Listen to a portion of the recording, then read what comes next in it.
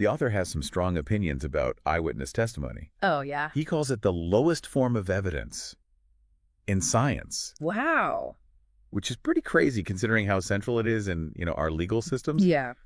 So why is such a big difference in how it's valued? Well, I think what's really interesting is that science is inherently skeptical of human senses as like objective data collectors. Okay. Right? Our perceptions, they can be so easily influenced by bias, by emotions, even just the limitations of our own biology. Yeah. And this is where the scientific revolution really comes in, Okay. Think about Galileo, think about the invention of the microscope, the telescope, all these instruments that extended our senses, Right. allowed us to get data that was quantifiable Yeah. in a way that just observing with our naked eyes couldn't. Yeah, it makes you question everything you think you see. Yeah, exactly. So science prioritizes this verifiable, repeatable evidence over these like subjective personal accounts. Yeah. And that's a big contrast to how it's viewed in law.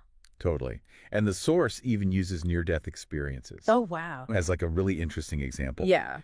People have these super vivid experiences, but scientifically it's kind of tricky, right? Yeah, I mean, these experiences can be incredibly meaningful and they feel very real to the people who have them, but they are really difficult to verify objectively or to like reproduce in a lab. Yeah. So while they're totally worth studying in areas like psychology or neuroscience, they don't automatically become like a scientific truth that applies to everyone. Yeah, and that brings us to this really important distinction the author makes between like personal truth and objective truth. Yeah. He uses this example, Jesus is your savior, as a personal truth. So can you unpack that a bit? Like, how do those two types of truth differ?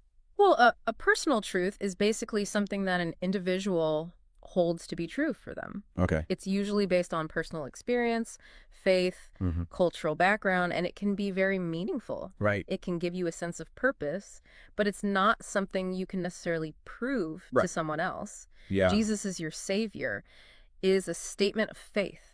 It's a personal conviction. Yeah. It's not something that's objectively provable. Yeah. Objective truths, on the other hand, are things like the laws of physics or mathematical principles. They're true whether you believe in them or not. Yeah. They exist independently. Yeah. And you can verify them through observation, through experimentation. Yeah. And, historically, a lot of conflict has come from trying to impose these personal religious truths as if they were universal, objective realities. Yeah, it's like those two categories of truth are always kind of butting heads. Yeah, exactly.